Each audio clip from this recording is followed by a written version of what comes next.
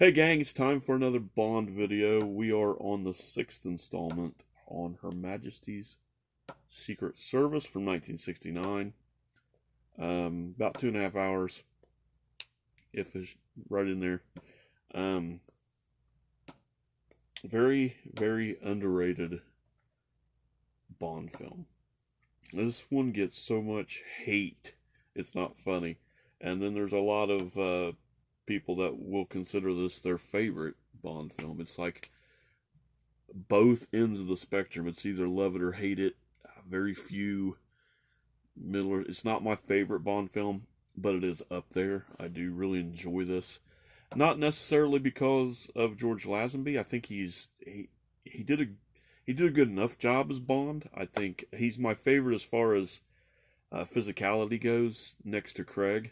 They all have their spots, as I put them. Like Connery's the man whore, then you got Roger Moore, who was the gentleman, and so on. So we'll talk about as we go down through there. But yeah, he's the physical one. He was, you know, he was already in the martial arts before this. He was friends with Bruce Lee. Which from what all I've read, it wasn't a very long friendship because Lee died shortly after they had met, but he did have a lot of time to talk and just be around him in general. So whatever he picked up from there, plus he was already an instructor in the military, so he has the background, and so it made for a great physical Bond. And you can see that just in the opening scenes alone. There's more real-time action than all of Connery's movies as far as fighting goes, as far as believable choreographed fighting goes.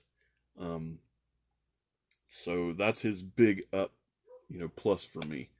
The movie itself is Bond goes undercover to try to figure out what's really happening behind the scenes at Blofield's allergy research facility, where he's he has, I think it's 12 beautiful women there to undergo treatment for allergies or whatever. So he goes undercover to see what's up in there. So that's the basic plot of the film, and it turns out to be a really damn good film. It's 2 hours.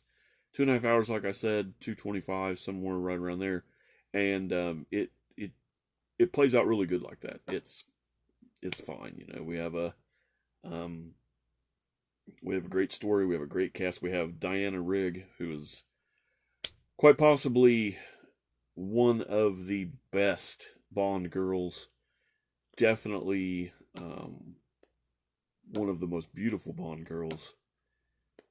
She's also known for playing Emma Peel in the Avengers in the 60s on TV, as well as the leader of the Tyrell family in Game of Thrones, if you're a fan, which I am. And it was kind of cool seeing her, in her younger days doing acting rather than just being this sneaky, despicable old lady on Game of Thrones, which she was fabulous. She's great in the Avengers. If you haven't ever seen any of that, I highly recommend you go check some Avengers out. And we have Telly Savalas as Blofeld, which is my only significant problem with the movie, I guess.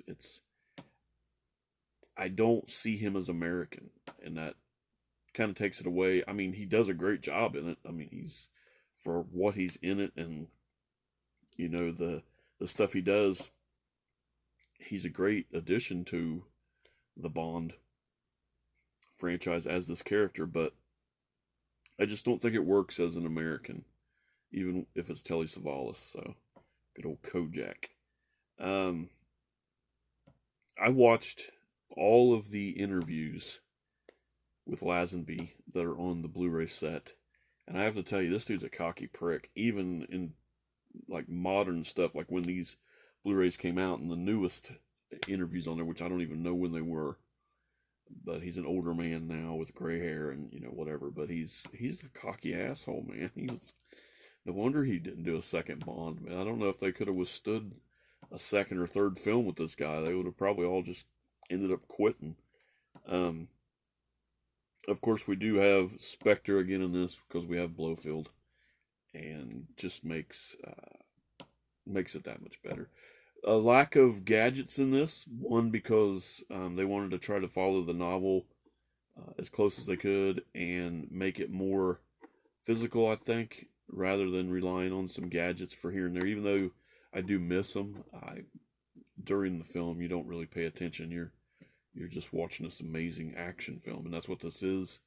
As far as the rest of the Bond series, of course, they're all action films, but this is a very physical film with a very physical Bond, and a great story. So don't let just stigma of this being George Lazenby and he's only done one Bond and blah blah blah, take over. This guy, he had to go in there thinking, what the fuck did I get myself into? I'm following Sean Connery on this. They want me to be Sean Connery. They basically said, this is the Bond we're going for. You need to be Sean Connery. You need to walk this way, talk this way. And I did see one of the interviews he was talking. It was an interview during the promotion of the film, and he had like longer hair and a beard, and he was talking about how he paid for his own promotion to go to the United States and do a tour because they didn't want him. They wouldn't pay for him to do it because he wouldn't cut his beard and hair. He was talking some crazy shit about how he would have liked it to have been a lot of pop music, like newer pop music in there at the time, and whatever. And he thinks it worked out for the best, but they'll never know how good his idea would have been. And I'm just like, goddamn, man, come on, get on with it. Have you not seen the other 5 Bonds? If it ain't broke, there you go. So, yeah, George Lazenby on Her Majesty's Secret Service. 1969.